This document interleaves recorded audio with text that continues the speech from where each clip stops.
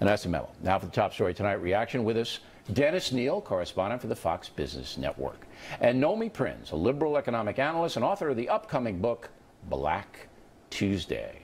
Is that tax day, Nomi? Is that Black Tuesday? Where we pay our taxes? I think that's it. It could be. It was the day that the market crashed and banks basically worked our way into a Great Depression.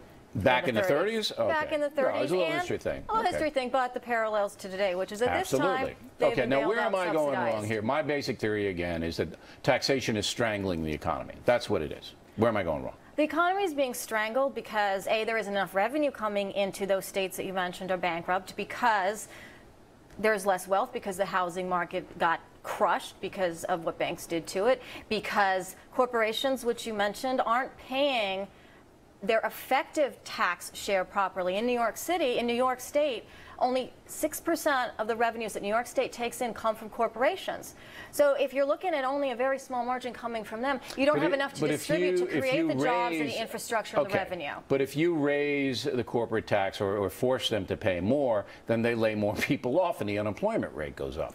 Or they go offshore to Bermuda and the Caymans. Or they move, like GE, move their things to China. So if you go after the corporations to fill this insatiable need the states and the municipalities have, you're going to make the economy worse, are you not? Well, the corporations are a component, but since 2006 to now, their actual tax rate in the state, in New York State even, has gone up by 0.5%, and they're still only paying in a recession 6%, and they don't collect it. So what we need is to figure out a way, A, to make sure that companies everybody knows the way. Flat tax, that's the way. Progressive tax, that companies actually can hire people here. In that respect, they hire people in America, the revenues come into America, people aren't hit by external The way to things. get money, revenue stream, is a flat tax and a small consumption tax, as I've said. Now, you say, am I wrong about the economy being strangled by taxation? Well, you are entirely right about that. And let's remember that while we struggle mightily in the income tax system federally for a nice progressive tax,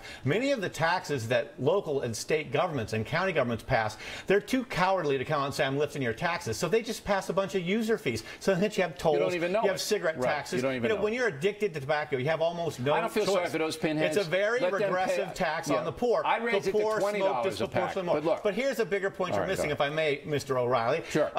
Instead of focusing how we should reduce various taxes for the poor, or focusing on let's give them more money, we have given, since Johnson declared the war on poverty in 1964, our government has spent more than $12 trillion on anti-poverty programs. A war is supposed to have a victory and an ending. And yet in 1964, 36 million people in poverty, 18%. Today, 49 million people in poverty, 15%. We're down only 3 points in 45 years. We did a segment on that. But the poor, as the Bible says, will always be with us. And I don't begrudge the poor. I don't think the poor are driving the economy into the ground.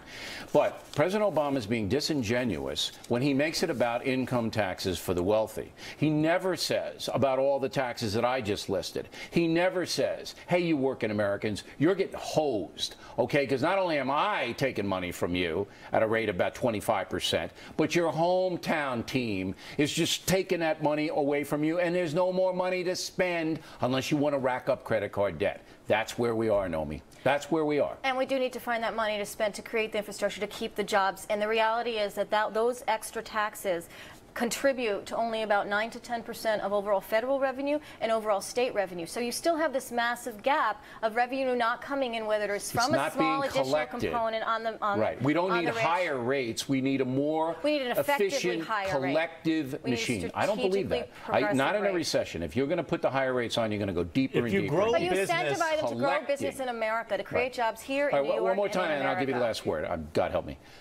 Are you for a consumption tax? Because it's $1 trillion, $1 trillion, ladies and gentlemen, untaxed money by people who don't declare it. And I want a 2% consumption tax. So everybody, you for that? You for that?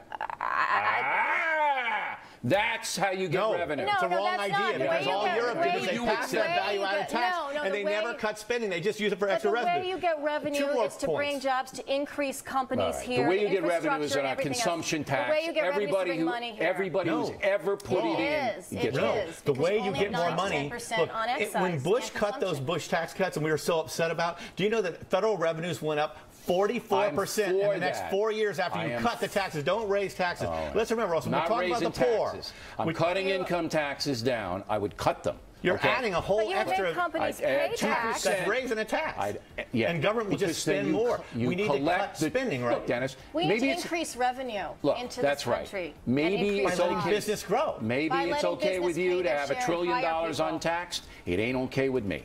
It's not okay with me. All those dope dealers and everybody else not paying anything, they can pay their consumption tax to the tune of 2%.